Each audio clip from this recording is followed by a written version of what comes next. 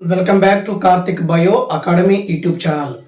Dear friends, మనం గురుకుల TGT PGT వారికి ఉపయోగపడే విధంగా కంటెంట్ వీడియోస్ అనేవి స్టార్ట్ చేశాము.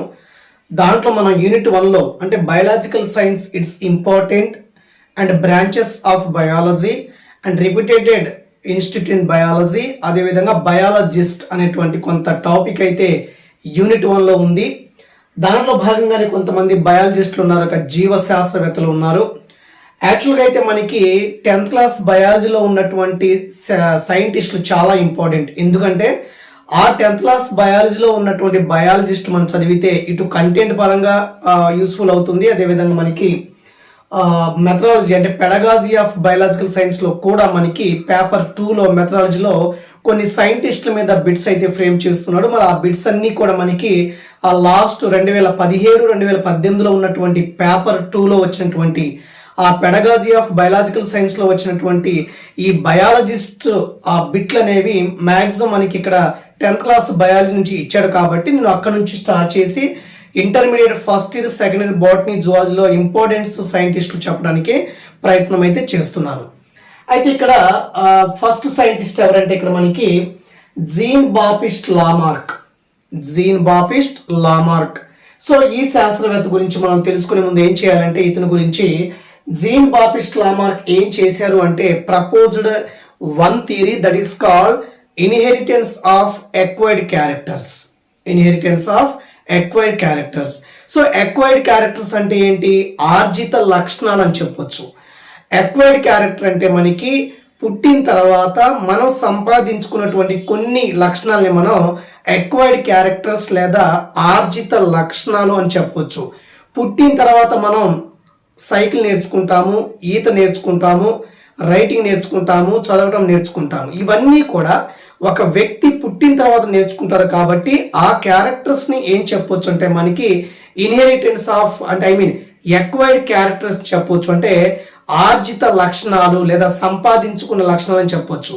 According to Jean Baptiste Lamarck, so he is scientist proposed one theory that is called inheritance of acquired characters. అంటే మనం సంపాదించుకున్నటువంటి ఎక్వైర్డ్ క్యారెక్టర్స్ ఏదైతే ఉన్నాయో అవి ఒక తరం నుంచి మరొక తరానికి వెళుతాయని చెప్పాడు, ఇన్హెరిటెన్స్ అవుతాయని చెప్పాడు.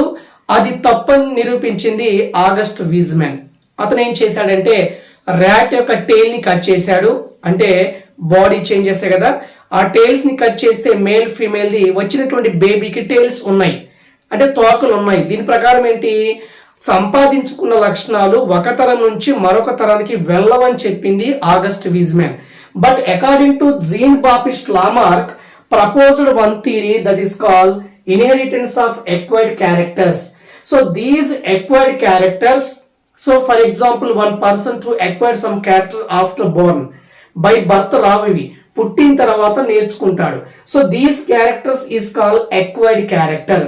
So these acquired character transfer one generation to another generation according to Jean Baptiste Lamarck. అంటే ఈ జీన్ బాప్టిస్ట్ లామార్క్ ఉద్దేశం ప్రకారం ఏంటంటే మనం పుట్టిన తర్వాత సంపాదించుకున్నటువంటి ఎక్వైర్డ్ క్యారెక్టర్స్ అనేవి లేదా ఆర్జిత లక్షణాలు అనేవి ఒక తరం నుంచి మరొక తరానికి వెళతాయని చెప్పింది ఎవరంటే మనకి జీన్ బాప్టిస్ట్ లామార్క్. మరి దీ తప్పని నిరూపించిన శాస్త్రవేత్త ఎవరంటే మన ఆగస్ట్ వీజ్మెన్. అది మనకి తర్వాత వస్తుంది. సో ఇతను మొదటి సైంటిస్ట్. నెక్స్ట్ వన్ మనకి చాలా ఇంపార్టెంట్ సైంటిస్ట్ వస్తారు, చార్లెస్ డార్విన్. గొప్ప శాస్త్రవేత్త అయిన Charles Darwin. So Charles Darwin అంటే మనకేం గుర్తు రావాలంటే first one origin of the species. So he wrote one book that is called origin of species, అంటే జాతుల ఉత్పత్తి అనేటువంటి ఒక బుక్ ని రాశాడు. తర్వాత ఏంటంటే మనకి Charles Darwin proposed natural selection, అంటే ప్రకృతి వర్ణాన్ని ప్రపోజ్ చేశారు. ఈ నేచర్ లో కొన్ని జీవులు బలమైన జీవులు ఉంటాయి, బలం లేనివి జీవులు ఉండవని చెప్పారు. అదేవిధంగా మనకి Charles Darwin proposed natural selection ప్రకృతి వర్ణం అనేటువంటి సిద్ధాంతాన్ని చెప్తారు. అదేవిధంగా ఇతర ఇంకో థియరీ ఏంటంటే థియరీ ఆఫ్ ఎవల్యూషన్. తర్వాత ఫేమస్ బుక్ ఏంటంటే ఆరిజిన్ ఆఫ్ స్పీసీస్. కాబట్టి చార్లెస్ డార్విన్ మీద మనకి బిట్ అయితే ఫ్రేమ్ చేయవచ్చు. సో నెక్స్ట్ సైంటిస్ట్ వస్తారు సర్ చార్లెస్ లైల్ ఇవన్నీ కూడా మనకి 10th క్లాస్ బయాలజీ బుక్ లో ఉన్నాయి. Sir Charles Lyell principles of geology. So ఇతని బుక్ పేరు ఏంటంటే ప్రిన్సిపల్స్ ఆఫ్ జియాలజీ. అంటే భూమికి అంటే భూగోళ అంటే జియాలజీ భూమికి సంబంధించిన అంశాలన్నీ కూడా దీంట్లో ఉంటాయి ఈ బుక్ లో. సో తర్వాత మనకి వస్తారు great scientist Gregor Johann Mendel. So Mendel says అంటే ఇతను ఏమని చెప్తామంటే మనకి హీస్ ఫాదర్ ఆఫ్ జెనెటిక్స్ అంటే జన్యు శాస్త్రానికి ఫాదర్ ఎవరంటే మనకి Gregor Johann Mendel.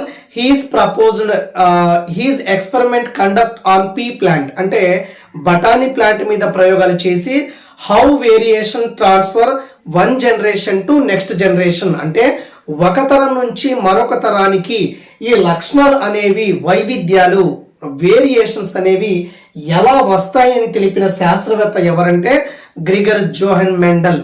So Mendel says that how variation were passed from one generation to next generation అంటే వేరియేషన్స్ అంటే మనకి క్లోజ్లీ రిలేటెడ్ ఉన్నటువంటి జీవుల మధ్య ఉన్నటువంటి క్యారెక్టర్స్ భేదాలు అని చెప్పొచ్చు మనం. ఈ వైవిధ్యాలు లేదా వేరియేషన్స్ అనేవి ఒక తరం నుంచి మరొక తరానికి హౌ టు పాస్ అని చెప్పిన శాస్త్రవేత్త Gregor Johann Mendel.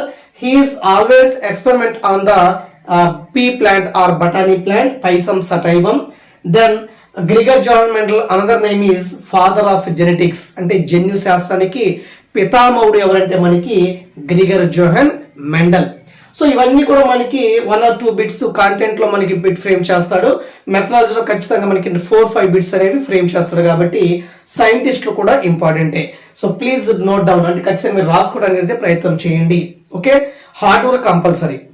Next August Weismann. So ఏమంటున్నారంటే ఇతను ఇన్ సక్సెసివ్ జనరేషన్ అంటే ఎన్ని తరాలు మారినా కూడా individuals of the same species have the same number of chromosomes అంటే ఇక్కడ ఆగస్ట్ వీజ్మ్యాన్ దేనికి రిలేటెడ్ అయిన శాస్త్రవేత్త అంటే మనకి సెల్ డివిజన్ కణ విభజనకి సంబంధించినటువంటి శాస్త్రవేత్త. ఇతను ఏం చెప్తున్నారు అంటే ఇన్ సక్సెసివ్ జనరేషన్ ఎన్ని తరాలు మారినా ఏదైనా ఒక జాతిలో స్పీసీస్ లో ఒక జాతుల్లో chromosome number is a constant according to August Weismann. Say for example, human being every human being every cell have a 46 chromosomes. So these chromosomes remain constant. ఎన్ని తరాలు మారినా మనకి chromosome number constant. Why? In sperms in ovules mitotic division is there, so chromosome number is off. అంటే మనకి మన sperm లో గాని ovules లో గాని మనకి కణ విభజన మనకి క్షయకరణ విభజన జరుగుతుంది కాబట్టి క్రోమోజోమ్ నెంబర్ ఆఫ్ అవుతాయి. నా బాడీ మొత్తం మనకి నార్మల్ సెల్స్ లో మనకి క్రోమోజోమ్ నెంబర్ 46 అయితే నా స్పెర్మ్ సెల్స్ లో chromosome number is A 23. Ovules లో కూడా 23 కాబట్టి ఆ ఫాదర్ మదర్ నుంచి 23 46 క్రోమోజోమ్స్ వస్తాయి. కాబట్టి మనకి according to August Weismann in successive generation individuals of the same species have the same number of chromosome. ఎన్ని తరాలు మారినా ఏదైనా ఒక జాతిలో chromosome number is a constant. మరి డాగ్ లో ఒక క్రోమోజోమ్ నెంబర్ ఉంటుంది, అది కాన్స్టెంటే. హ్యూమన్ బీయింగ్ లో కాన్స్టెంటే. కాబట్టి ఎన్ని తరాలు మారినా మనకి సేమ్ స్పీసీస్ లో chromosome number is a constant. The number of chromosomes always remain constant according to August Weismann. ఎన్ని కణ విభజన జరిగినా ఎన్ని తరాలు మారినా ఏదైనా ఒక జాతిలో క్రోమోజోమ్ నెంబర్ అనేది కాన్స్టెంట్. ఆ క్రోమోజోమ్ నెంబర్ కాన్స్టెంట్ కాకపోతే మనిషి పుట్టరు, వేరే జంతువు అనేది పుడతారు. Okay, next one Wilhelm Roux. So is also related to cell division. ఇతను ఈ శాస్త్రవేత్త గారు కూడా మనకి కణ విభజనకి సంబంధించిన వారు. సో అకార్డింగ్ టు రౌక్స్ ప్రకారం ఏంటంటే he is proposed that chromosomes carried a different set of heritable elements. అంటే క్రోమోజోమ్స్ అనేవి ఆల్వేస్ క్యారీ హెరిటబుల్ ఎలిమెంట్స్ అంటే అనువంశిక కారణమైనటువంటి హెరిటబుల్ కి కారణమైనటువంటి జీన్స్ ని క్రోమోజోమ్స్ క్యారీ చేస్తాయని చెప్తున్నాడు. సే ఫర్ ఎగ్జాంపుల్ ఒక యానిమల్ సెల్ ఉంటే న్యూక్లియస్ ఉంటుంది. Inside the nucleus chromatin threads are present. So these chromatin threads during cell division to form a chromosome. Inside the chromosome DNA is present. So on the DNA small set of DNA is called gene. అంతే కదా, ప్రతి ఒక్క DNA ముక్కని మనం జన్యువు అని చెప్పొచ్చు. Chromosome అన్న DNA అన్న జన్యువు అన్న ఒకటే, మూడు కూడా ఒకలాగా ఉంటుంది, సేమ్ అన్నమాట. So he's proposed that chromosomes carried a different set of heritable elements. అంటే క్రోమోజోమ్స్ అనేవి హెరిటబుల్ లక్షణాలని, అంటే హెరిటబుల్ కి కారణమైనటువంటి అనువంశికతకు కారణమైనటువంటి జీన్స్ ని క్యారీ చేస్తాయి అని చెప్తున్నారు Wilhelm Roux. And longitudinal splitting observed by Flemming. అంటే ఇతను ఇంకేం చేశాడంటే మనకి వాల్టర్ ఫ్లెమింగ్ ఏం చెప్పారు, ఈ క్రోమోజోమ్స్ అనేవి నిలువుగా చీలుతాయని చెప్పారు. ఆ విషయాన్ని ఇతను గమనించారనమాట. ఇది విల్హెల్మ్ రౌక్స్ గురించి. ఓకే, ఇక్కడ మనకి Jean Baptiste Lamarck and Charles Darwin, sir Charles Lyell and Gregor Johann Mendel, August Weismann and Wilhelm Roux. Okay, then next one ఇక్కడ మనకి వాల్టర్ ఫ్లెమింగ్ ఇక్కడ వచ్చారు. There are string like structures in the nucleus which split longitudinally during cell division. అంటే మనకి say for example nucleus ఉందనుకోండి, inside the nucleus chromatin thread is present. So these chromatin threads are to form during cell division to form a chromosome. Inside the chromosome DNA is present. ఇది మీకు తెలిసిందే కదా.